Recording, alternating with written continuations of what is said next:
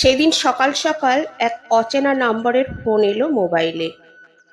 Hello বলতেই ওপার থেকে একজন বলে উঠলেন, পল্লবী, আমি সুমনাদি বলছি। চিনতে পারছো? গানের ক্লাসে সুমনাদি, সুমনা বসু। আমার ভুরুতে মুহূর্তের জন্য ভাঁজ পড়লেও সাথে সাথেই তা মিলিয়ে গেল। মনে পড়ে গেছে সুমনাদিকে।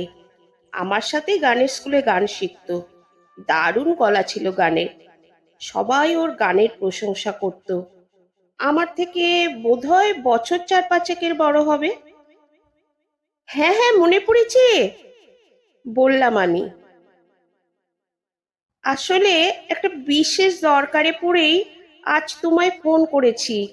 বলছি যে আমার একটা চাকরির দরকার খুব। কিছু সাহায্য করতে পারো? পেশাগতভাবে হিউম্যান রিসোর্স অফিসার হবার দরুন চেনা পরিচিত বা স্বল্প পরিচিত মানুষদের থেকে হেন অনুরোধ আমার কাছে নতুন কিছু নয়। কিন্তু সুমনাদির থেকে অনুরোধটা পেয়ে একটু অবাকই হলাম। গানের ক্লাস থেকে প্রায় বছর 12 দূরে থাকলেও সুমনাদি ফেসবুকের ফ্রেন্ড লিস্টে আছে। সেই সুবাদে জানি ও গানটাকেই পেশা হিসেবে নিয়েছে। ফাংশন করে, অনেককে গানও শেখায়। সবচেয়ে বড় কথা, যতদূর শুনেছিলাম বেশ অবস্থাপন্ন বনেদি পরিবারে বিয়ে হয়েছে ওর। চাকরি মানে? হঠাৎ কি হলো দিদি? তুমি তো গানকেই পেশা করেছিলে, তাই না? একটু ইতস্তত করে জিজ্ঞাসা করেই ফেললাম। পেশা করতে চেয়েছিলাম গানকেই, কিন্তু হয়ে ওঠেনি সেভাবে। বিগত বছর 4 সব বন্ধ। একটু ভার লাগলো সুমনাদির গলা। কেন? করোনা পরিস্থিতির জন্য? না, সোনাই আসার পর থেকে। আসলে তুমি হয়তো জানো, আমার বিয়ে বছর 5 আগে হলেও মেয়ে হয়েছে বছর 3।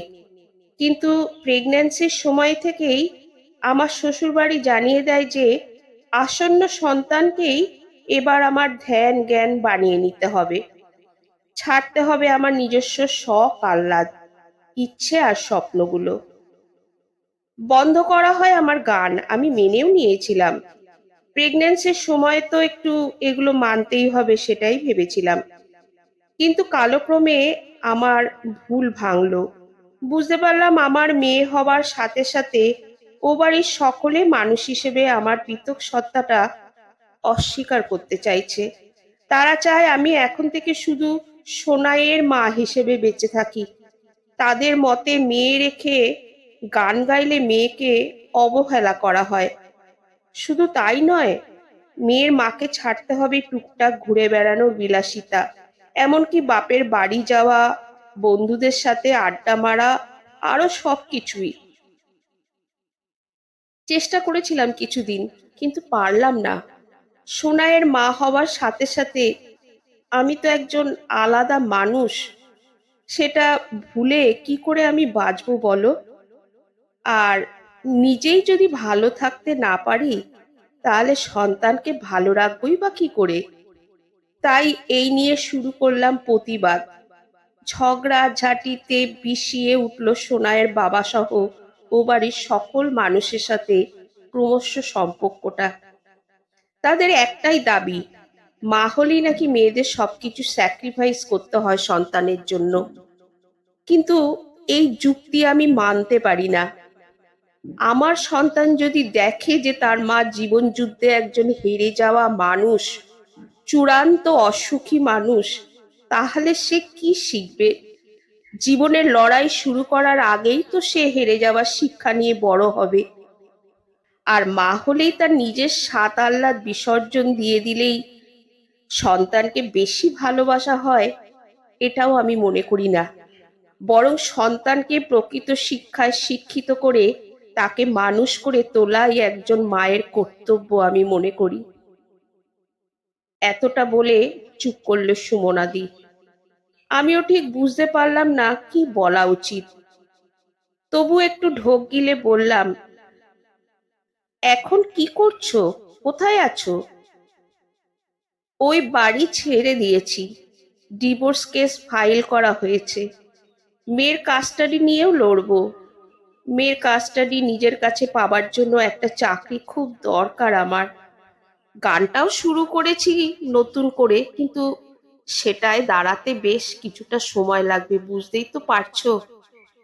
একটু থামলো সুমনাদি, ফের বলল, জানো পল্লবী, আমি চাই আমার মেয়ে তার মাকে কোনো মুখ চুন করে বসে থাকা আত্মত্যাগী মা হিসেবে নয়, বরঞ্চ নিজের লড়াই নিজে করে অধিকার প্রতিষ্ঠা করতে পারা একজন মানুষ হিসেবে জানুক। তাহলেই ও আমায় দেখে অনুপ্রেরণা পাবে এগিয়ে চলার। ও বাড়ি ছেড়ে সম্পর্ক ভেঙে তুমি ভালো আছো তো দিদি? চাপা গলায় জিজ্ঞাসা করলাম। ভালো আছি। ওই দমচাপা পরিবেশ থেকে বেরিয়ে নিজের মতো করে খোলা হাওয়ায় শ্বাস নিতে পেরে এখন অনেকটা শান্তিতে আছি। কিন্তু ওদের তো অনেক টাকা পয়সা, ক্ষমতাও অনেক। যদি ওরা তার জোরে কেস জিতে যায়, যদি মেয়ের কাস্টাডি তুমি না পাও, তাহলে কি হবে? ওরা তো তাহলে সোনাইকে তোমার বিরুদ্ধে বোঝাবে, ও একটু বড় হলেই। বলবে তোমার মা তোমায় ফেলে চলে গেছিল নিজের সুখের জন্য। কথাটা বলেই ফেললাম, বলতে না চেয়েও। না, এরকম বলো না প্লিজ। বুঝলাম কান্নার দলা আটকে গেছে সুমনাদির গলার কাছে, তবুও সেটা সামনে নিয়ে বলল, কাস্টাডি পাওয়ার সব চেষ্টা আমি করব, তবুও না পেলে কি আর করব, ভবিতব্য হিসেবে মেনে নেব। কিন্তু মেয়ে আমায় ভুল বুঝবে না, এ আমার স্থির বিশ্বাস। ও তো আমারই মেয়ে, আমারই রক্ত। তাই একদিনও ঠিক বুঝবে যে প্রত্যেক মানুষের নিজস্ব একটা সত্তা থাকে, সেটা কোনোদিন কোনো অবস্থাতেই মুছে দেয়া যায় না। মায়েরাও আলাদা মানুষ, মাতৃত্বের অজুহাতে তাদের সবসময় বঞ্চিত শ্রেণীতে ঠেলে দেওয়া যায় না। বাকি জীবনটা কি এভাবে তাহলে একাই কাটিয়ে দেবে সুমনাদি? জানি না, কিছু ভাবিনি। হয়তো হ্যাঁ, হয়তো বা না। জীবনে চলার পথে সত্যিকারের সঙ্গী হওয়ার মতো কোনো মানুষকে পেলে হয়তো কোনোদিন তার হাত ধরতেও পারি। ভবিষ্যতের কথা কেই বা বলতে পারে। সব মানুষই তো চায় রং নিয়ে বাঁচতে, রঙিন হয়ে বাঁচতে। আমি দেখছি সুমনাদি, কোনো চাকরির খবর থাকলে জানাচ্ছি। ধন্যবাদ পল্লবী, ভালো থেকো। কেটে গেল ফোন, কিন্তু আমি থম মেরে বসে রইলাম। কত অবলীলায় কতগুলো সত্যি কথা বলে গেল সুমনাদি। সত্যি তো, মাদের ঘিরে আমাদের এক্সপেকটেশনের শেষ নেই। মা আমাদের জন্য সব করবে, নিজেকে বঞ্চিত করেও করবে, এমনটাই স্বতঃসিদ্ধ যেন। চিরকাল এমনটাই ধরে নিয়েছি আমরা। কিন্তু মায়েরাও তো আলাদা মানুষ, তাদেরও তো আলাদা চাওয়া পাওয়া আছে, নিজেদের মতো করে স্বপ্ন দেখার অধিকার আছে। কেন শুধু সবসময় স্যাক্রিফাইস করবে তারা? জানি সুমনাদিকে এবার অনেক লড়াইয়ের মুখোমুখি হতে হবে। হয়তো অনেকে বলবে ও খারাপ মা, ও সন্তানকে ভালোবাসে না, কারণ ও চিরাচরিত ছকের বাইরের ভাবনার মানুষ। ও মা হওয়ার সাথে সাথে নিজে একজন আলাদা মানুষ হয়ে বাঁচতে চাইছে, নিজের স্বপ্নগুলোকে ত্যাগ করতেও রাজি নয় মাতৃত্বের দোহাই দিয়ে। মনে মনে বললাম, সুমনাদির মতো ভাবনা সঞ্চারিত হোক আরো অনেক অনেক মেয়ের মধ্যে, তবেই একদিন সমাজ বুঝতে শিখবে মা মানেই নিজের সবটুকু ভুলে গিয়ে ক্রমাগত ত্যাগ করে যাওয়া একটা মানুষ নয়। মাও একটা আলাদা মানুষ, যার পূর্ণ অধিকার আছে মাতৃত্বের পাশাপাশি নিজের মানুষ হিসাবে পরিপূর্ণ সত্তাটাকে নিয়ে বাঁচার।